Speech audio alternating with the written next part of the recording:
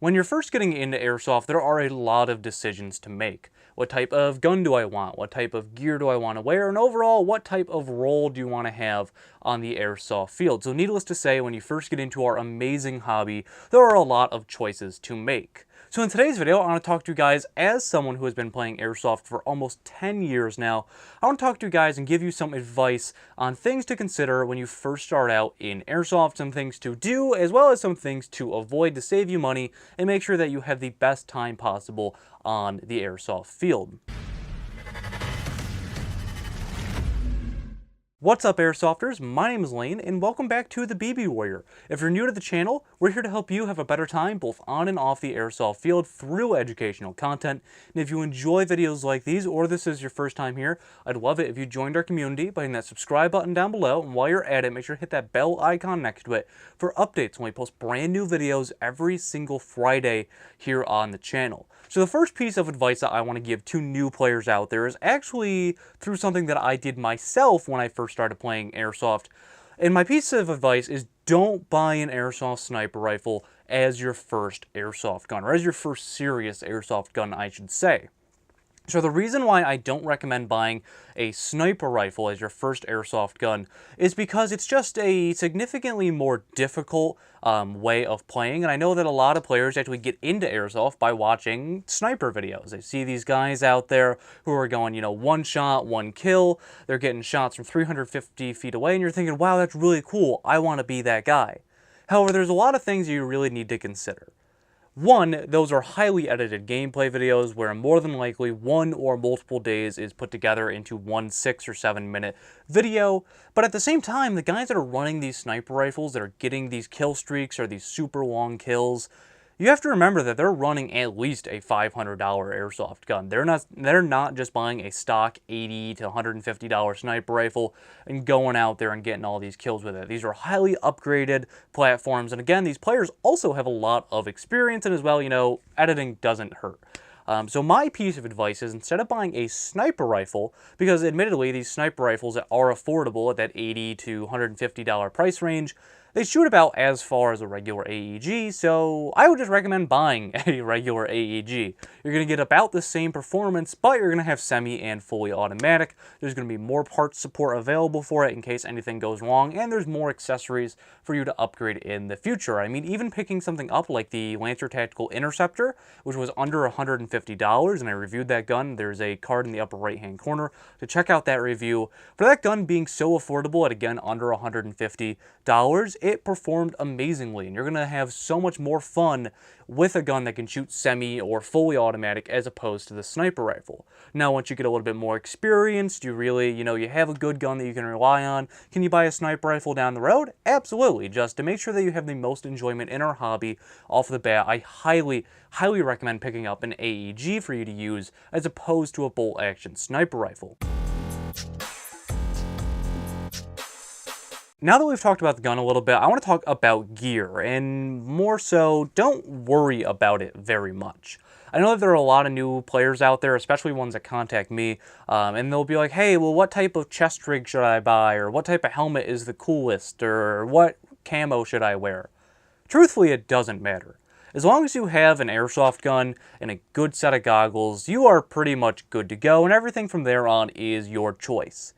Whether or not you have gear or anything like that isn't going to determine your skill as an airsoft player, and as well, using the money that you would spend on Gucci gear to either getting a better gun, getting better goggles, or proper boots is going to be way better. So the only pieces of gear that I really tell people to focus on is spend the extra money on a good set of goggles. Not all goggles are created evenly, and fog is just awful. Fog will make it so that literally you can't see, and if you can't see, well, you're not going to be very effective, and I'd bargain that you're not going to have very much fun at the same time. So the only real pieces of gear that I actually tell people to focus on is getting a good pair of goggles. Now, do you need to go out and buy a $150 pair of ESS goggles? No. But picking up something like a nice, like a dye mask, or, just other eye protection that is a high quality while still not breaking the bank is an excellent choice. Now, at the same time, another piece of gear that I do recommend actually putting some time and thought into is your boots. Now, the reason why I say that is that airsoft, especially when you're playing outdoor, the ground is not even, and you're not just always going to be walking forward in a linear path. You could be stepping backwards, to the side, any sort of angle, and there is a good opportunity that you might roll your ankle if you're not in good boots. So I always recommend wearing at least like a mid-ride style of boot. I even wear these boots to indoor arenas as well, because, you know, sometimes those floors get a little bit slick, or you can slide on BBs, and overall it's just one of those things that is easily avoidable with a good pair of boots or something similar, you know, like hiking shoes, that sort of thing. But overall, I like to recommend like a mid-ride style of boot for players to wear. So again, don't focus so much on the gear when you could be either getting a better gun, better goggles, or proper footwear. The third piece of advice is probably one that you've been wondering, because I've been telling you to buy good equipment. However, how do you find out what is good? Well, make sure to do some research, and make sure to do research from credible sources. So what I mean by that, and especially when you're looking for your first airsoft gun, don't exclusively watch reviews from the company that's trying to sell you that gun, because there is somewhat of a conflict of interest. They're trying to sell you that gun, so they're not going to mention if it's a bad gun, or if it has poor range, or it doesn't like a lot of magazines. So I would recommend, when you're looking for your airsoft gun, watch reviews from channels that don't have any affiliation with any sort of, you know, retailer or anything like that. Where you're going to find the most honest and most independent reviews is from the creators who are doing it in their mother's basement. You know, people like myself, or people that don't start their video off with, hey, this gun was provided by blank. I know that there are some content creators out there who do get guns sent for review, and they do say the negatives about it. I try to do that as much as I can myself. However, overall, you're going to be much better and get a much more honest, in my opinion, opinion about an airsoft gun or any piece of equipment from a third party, not straight from a vendor. So while I like to think of vendor videos as like to get your interest in it, to be like, oh, that gun's cool. However, to really find out how it's going to perform, watch third parties like myself, or just other content creators here on YouTube. You know, the people aren't trying to sell it to you, essentially. And this goes for anything in airsoft. You're going to get a much more honest opinion on it from smaller creators like myself. Not to say that there aren't larger creators out there who are perfectly honest with their reviews. However, typically you're going to find a much more, how do I put this? You're going to find a much more in-depth type of review from someone who is just doing it because they want to help people, as opposed to, I'm trying to sell this to you. Now, the fourth piece that I want to talk about for today is to be safe while you play. This is the golden rule of airsoft. So besides just the rules of don't take your goggles off and, you know, don't blind fire, be safe about where you play airsoft. Now, I know that a lot of people get started in their backyards, in abandoned buildings, in the woods. However, that isn't exactly the safe or the best experience that you're going to have while you play. Going to an actual registered and insured field means that, one, there are going to be more players. Two, you're not going to have to worry about safety.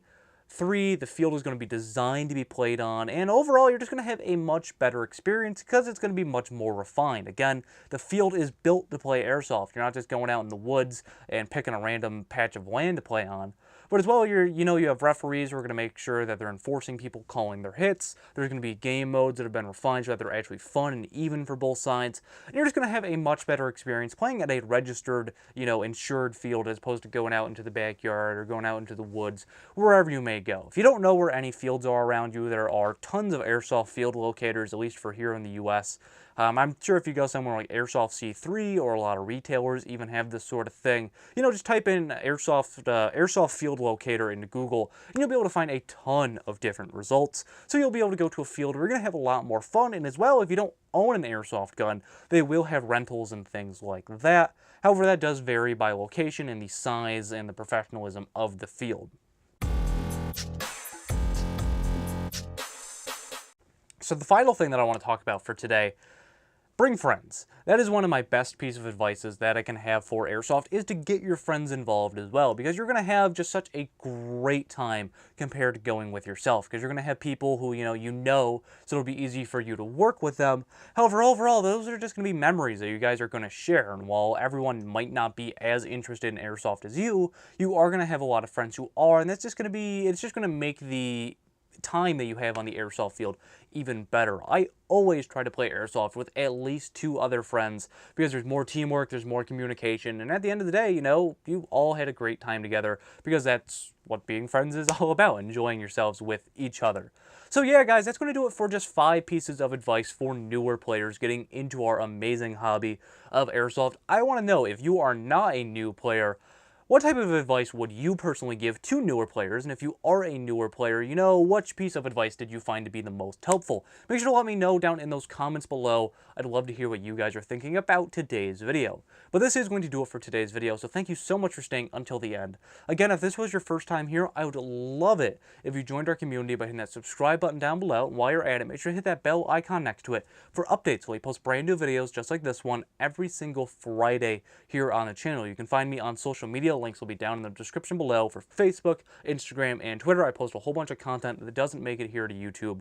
But this has been Lane from the BB Warrior talking about my 5 pieces of advice for newer airsoft players, and I'll see you all next time.